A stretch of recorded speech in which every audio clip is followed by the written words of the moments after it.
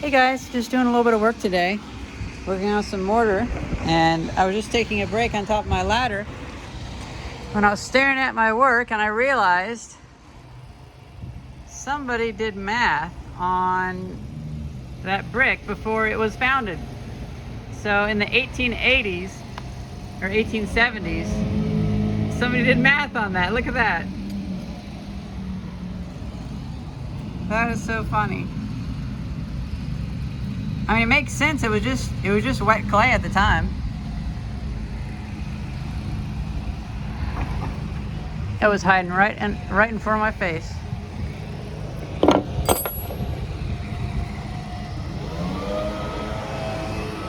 Well, I guess if I'm already recording, I might as well do a one-shot update.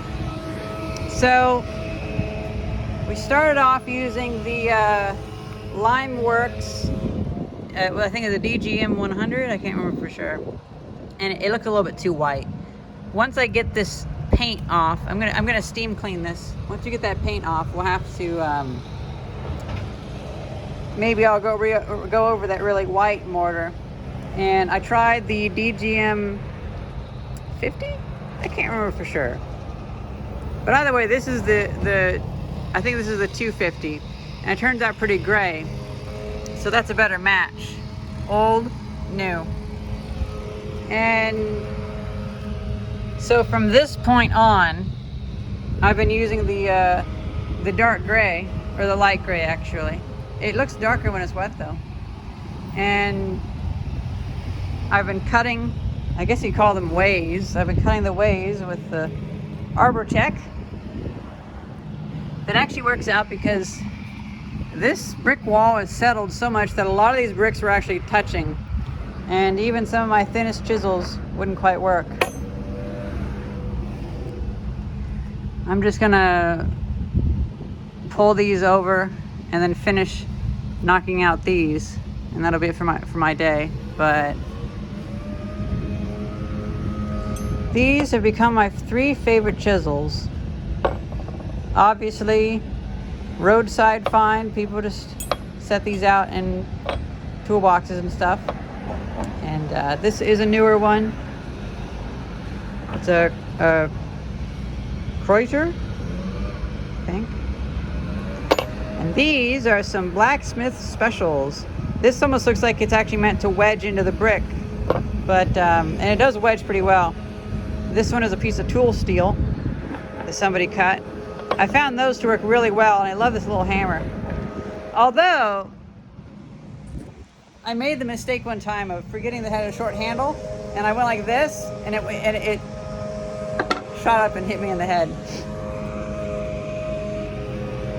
Now, as for tools, I have these other chisels, but they're not really, they don't really prove all that useful. I have them here just for emotional support, but oh well. Then in the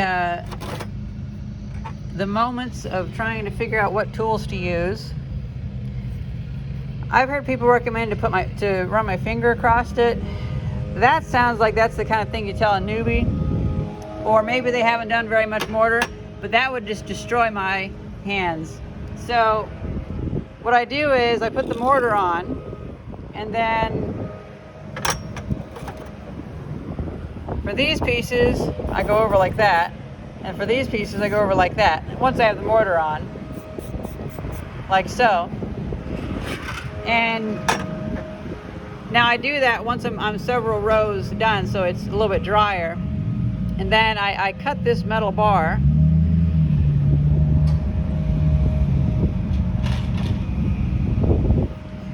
And I can just kind of go along like this.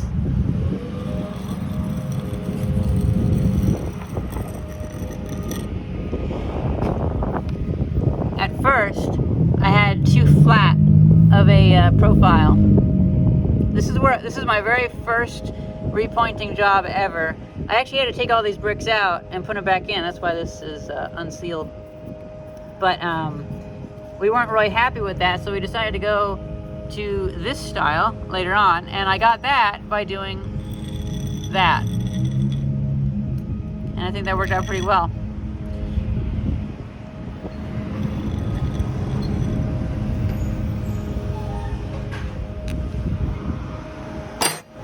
haven't needed to use this one though. I thought that I would need it for the really thin sections, but I've just used the other one. You know, it's just garbage, so it didn't cost me anything. And I'm making money with this, so that's fine. Well, that's pretty much it. I decided to talk more after I saw it was only 30 seconds, and how am I gonna just upload a 30-second video? I might as well show a little bit. That is so funny. Let's see how it looks from far away.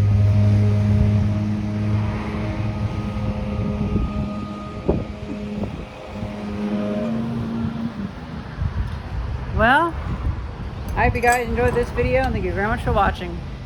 See ya.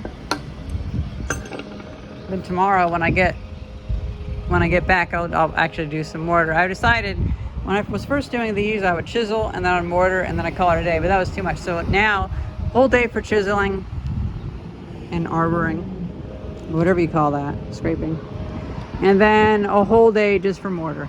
That keeps the workflow simpler.